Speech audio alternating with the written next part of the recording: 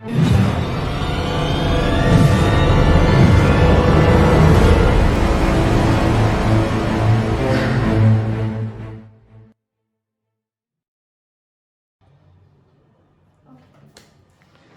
Friends, I am Jasmine Xavier और आज हम देखेंगे 11 स्टैंडर्ड 11 का chapter number 1 the living world.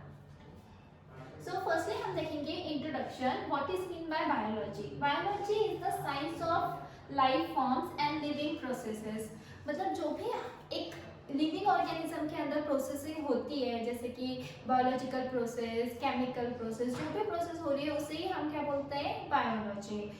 Simple definition में बोला तो bio means life and logy means study. Study of biology is known as biology. Okay, study of life is known as biology. Now next thing हम देखेंगे living. अब हम study कर रहे हैं बायोलॉजी की, तो ऑफकोर्स हम लिविंग तो देखेंगे क्योंकि हम लिविंग ऑर्गेनिज्म की स्टडी कर रहे हैं। So first thing, growth is usually defined by the increase in mass and number of individual organism. तो सिंपल से थिंग है कि growth what is mean by growth? Increase in mass and number of living organism is known as growth. अब हम जानते हैं कि human भी ग्रो करता है, but up to a certain age, means human usually grow up to a certain age, but the cells keeps on dividing and this new cell in the body keep on replacing the old one. अभी हमने जैसे कि बोला कि human can grow, but up to a certain age human can grow, I think approximate 25 years, okay? पर उसके बाद में सेल डिवाइड होते हैं, सेल की डिवाइडेशन चालू ही रहती है, बट जब न्यू सेल डिवाइड होते हैं तो वो पुराने सेल को, जो ओल्ड वन है, उसे रिप्लेस कर देते हैं। मतलब ओल्ड जो होता है वो डीजनरेट हो जाता है। ठीक है। Some of the non-living things also seem to grow in size due to accumulation of particles. अब हमने जैसे बोला कि हाँ, लिविंग ऑर्गेनिज्म तो ग्रो करते हैं, but non living can be also grow. Non living में जैसे कि mountain, for example growth of a mountain भी ग्रो करता है, इंटरनली नहीं बट एक्सटर्नली वो ग्रो करता है। ओके, तो हम ये डिफाइन नहीं कर सकते ग्रोथ को बोल के कि हाँ only living organism can be grow, because non living also grow.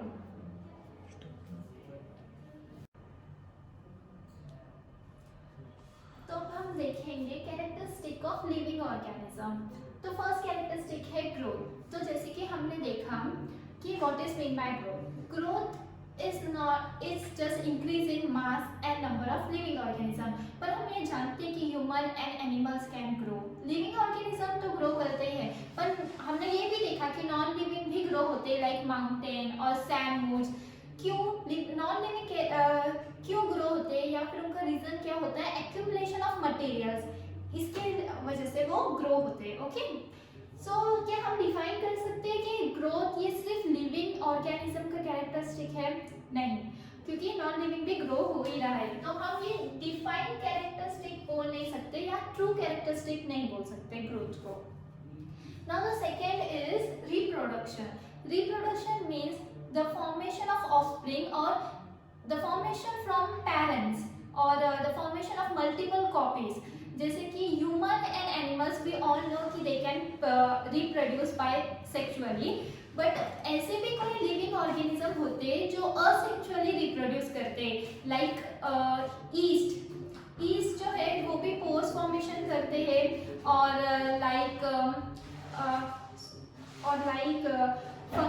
Fungi भी है जो स्पोर फॉर्मेशन करते हैं। ये सब असेक्सुअली रिप्रोडक्शन करते हैं।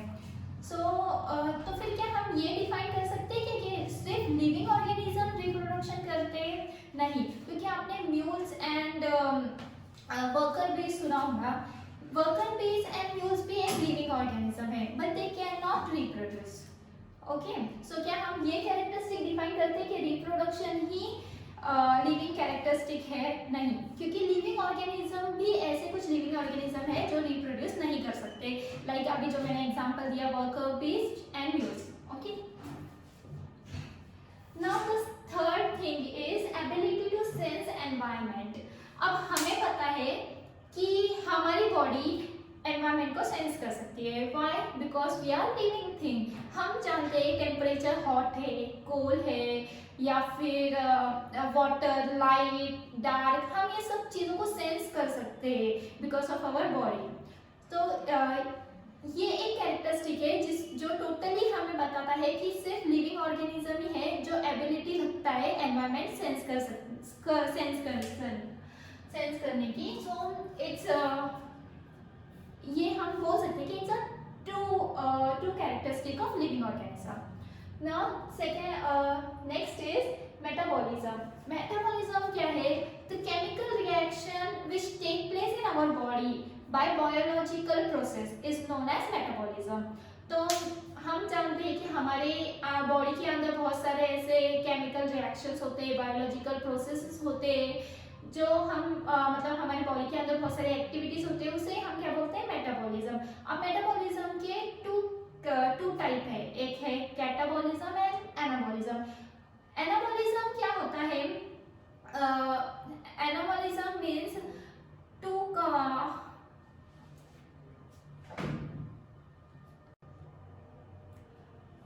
हमारी नेक्स्ट कैरेक्टरिस्टिक क्या है? मेटाबॉलिज्म।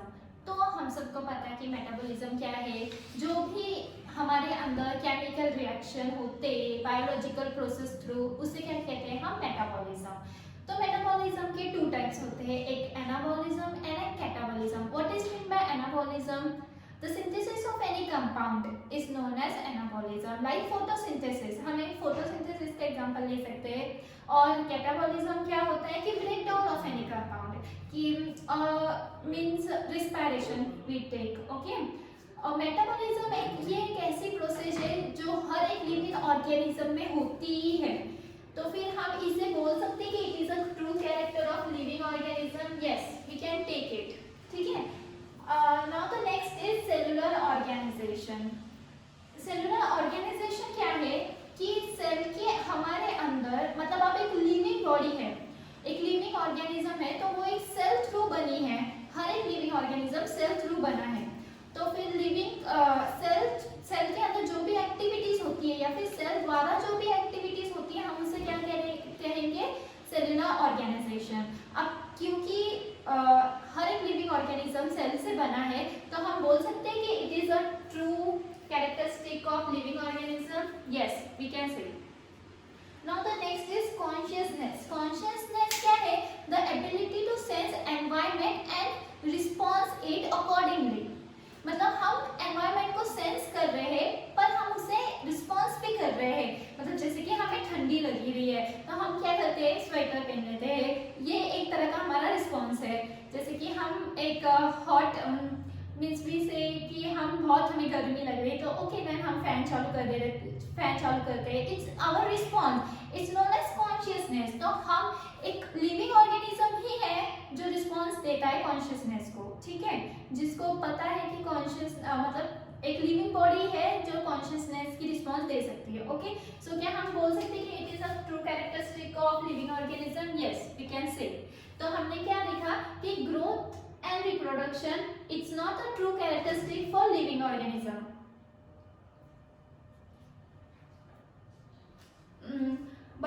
but आगे के ability to sense environments, it's true characteristic of living organism। metabolism है जो true characteristic है, cellular organization and consciousness।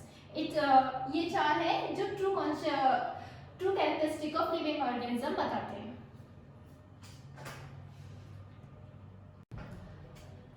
Hello friends, I am Jasmine Xavier. तो हमने लास्ट वीडियो में देखा था, हमने ये स्टार्ट किया था लिविंग वर्ड। तो हमने लास्ट वीडियो में देखा था what is living and the characteristic of living. तो आज हम देखने वाले हैं what is mean by biodiversity. तो हम देखते हैं the variety of life form existing on the earth is known as biodiversity. मतलब हमारे अर्थ के ऊपर जो भी वैराइटीज है लाइफ फॉर्म के, लिविंग ऑर्गेनिज्म के, उसे ही हम क्या कहते हैं? बायोडाइवर्सिटी। एक सिंपल वर्ड में अगर हम बोले तो bio means life and diversity means variety, okay. Maintain the ecological balance on earth. Biodiversity का क्या काम होता है कि it's maintain the ecological system on earth, okay. तो सबसे ज़्यादा वैरायटी अगर हम देखें बायोडाइवर्सिटी में तो कहाँ पे हम देख सकते हैं, ट्रॉपिकल रेन फॉरेस्ट में, वहाँ पे सबसे ज़्यादा वैरायटी ऑफ बायोडाइवर्सिटी हमें मिलती है। और सबसे ज़्यादा वैरायटी जो है हमारे अर्थ पे तो वो है इंसेक्ट की।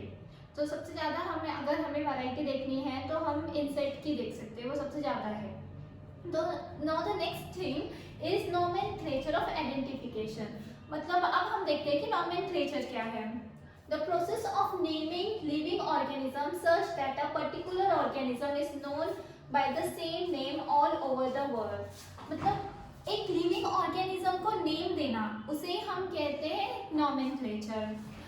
क्यों नेम देते हैं? क्योंकि ऑल ओवर द वर्ल्ड में उसे एक्सेप्ट करना चाहिए, इसलिए हम हर एक लिविंग ऑर्गेनिज्म को एक स्टैंडर्डाइज नेम देते हैं ताकि उसका आइडेंटिफिकेशन करने में इजी हो। The species to which the organism belong is indicated by two words, the genus and species names, which are Latinized word derived from various sources। हम अब ये लिविंग ऑर्गेनिज्म को नेम देने का भी टाइप है कि हम हमेशा स्पेसिस को टू वर्ड में नेम देते हैं। एक है जीनस, एक होता है जीनस एंड अदर होता है स्पेसिस, और हम उसे हमेशा लैटिनाइज लैंग्वेज में लिखते हैं।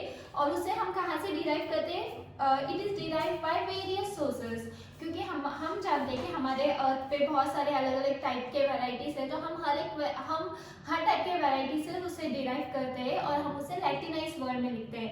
तो आपको पता चला कि what is mean by nomenclature.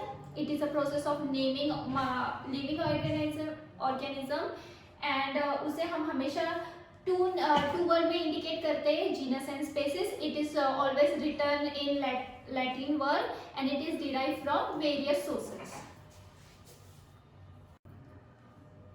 सो हमारा नेक्स्ट टॉपिक है बायोमियल नोमेनक्लेचर। तो हम देखते हैं what is mean by binomial nomenclature।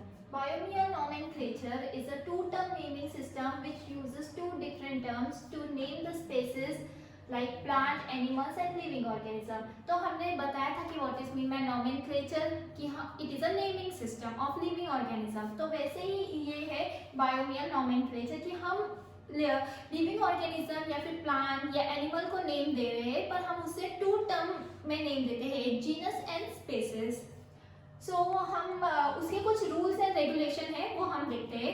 तो फर्स्टली हमें ये देखना है कि हम उन्हें कौन से कोड से नाम दे रहे हैं। तो उनके दो सबसे इंपॉर्टेंट कोड होते हैं, एक international code of botanical nomenclature होता है and second is international code of zoological nomenclature. उस सिस्टम से हम उन्हें नेम्स देते हैं। अब उसके कुछ रूल्स है, तो हम देखते हैं कि फर्स्ट रूल्स है The genus name always begin with a capital letter। अब हम यहाँ पे लिखते हैं, मतलब आपको समझ में आएगा कि सपोज हमने एग्जांपल लिया एल्यूमिनियम कैपा। सो फर्स्ट है the genus name always begin with a capital letter। तो हम हमेशा जो जीनस नेम है उसे कैपिटल लेटर से बिगिन करते हैं। सेकेंड है the species name begin with a small letter। जो स्पेसिस नेम होता है उसे हम हमेशा स्मॉल लेटर से बिगिन करते हैं।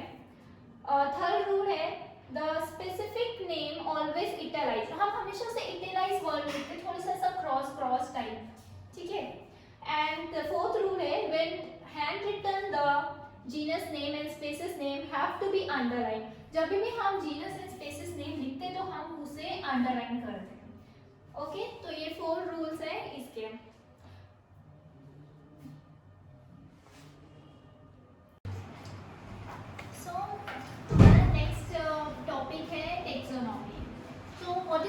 सबसे पहले हम देखते हैं what is mean bye taxonomy. All living organisms can be classified into different taxa। This process of classification is known as taxonomy। मतलब हर एक लिविंग ऑर्गेनिज्म को हमने क्लासिफाई किया है, तो उसी क्लासिफिकेशन को हम क्या बोलते हैं? Taxonomy. With classify into different taxa. अब हम देखेंगे कि what is mean by taxa. Taxa क्या होता है? An unit of classification. An unit of classification को ही हम क्या बोलेंगे? टैक्सा। पर on the basis of taxa we have categorise. मतलब हमने on the basis of taxa हमने टैक्सोनॉमिक कैटेगरीज, मतलब हमने बहुत सारी चीजें कैटेगरीज में रखी है, मतलब लिविंग ऑर्गेनिज्म को हमने कैटेगरीज में रखे हैं on the basis of taxa. देख सकते हैं कि हम फिर स्पेसेस से लेके जब हम किंगडम तक जाते तो क्या हो रही है कि सिमिलरिटीज डिक्रीज हो रही है, पर जब हम किंगडम से लेके स्पेसेस में आते तो सिमिलरिटीज इंक्रीज होती है। उसे हम क्या बोलते हैं, टेक्सोनोमिक हायरार्की। सो हमारा नेक्स्ट टॉपिक है इम्पोर्टेंट टेक्सोनोमिक एड्स। अब इम्पोर्टेंट टेक्सोनोमिक एड्स में ये फाइव थिंग्स आते हैं, जैसे कि फर्स्ट है टेक्सोनोमिक कीज। तो टेक्सोनोमिक की क्या होती है, it is a analytic device जिसके अंदर स्टेटमेंट होती है और वो स्टेटमेंट हम ऑर्गेनिज्म को आइडेंटिफाई करने में यूज करते हैं। ओके, एंड सेकेंड है बॉटनिकल गार्डन। बॉटनिकल गार्डन क्या होता है कि वहाँ पे हर एक वैरायटी के प्लांट्स होते हैं, मतलब हम बोल सकते हैं कि collection of variety of plants वहाँ पे रखे जाते हैं, उन्हें मेंटेन किया जाता है, उसे बोलते हैं बॉटनिकल गार्डन। थर्ड है म्यूजियम। म्यूजियम मतलब वहाँ पे ये स्टोरिंग प्लेस है जहाँ पे नेचुरल हिस्ट्री या फिर नेचुरल ऑब्जेक्ट्स या आर्ट्स वगैरह हम स्टोर करके रखते हैं। फोर्थ है herbarium. Herbarium means herbarium means हम बोल सकते हैं कि एक प्रिजर्व शीट के ऊपर हम लीव्स को ड्राई करके रख सकते हैं और फिर हम बाद में उसकी इंफॉर्मेशन ले सकते हैं फर्दर यूज के लिए। और लास्ट है जूलॉजिकल पार्क। सो जूलॉजिकल पार्क में जैसे हम गार्डन या जू में देखते हैं कि एनिमल्स केव्स में होते, जूलॉजिकल पार्क मीन्स क्या होता है कि एनिमल्स केव में नहीं होते, उन्हें नेशनल हैबिटेट में रखा जाता है, उसे हम बोलते हैं जूलॉजिकल पार्क।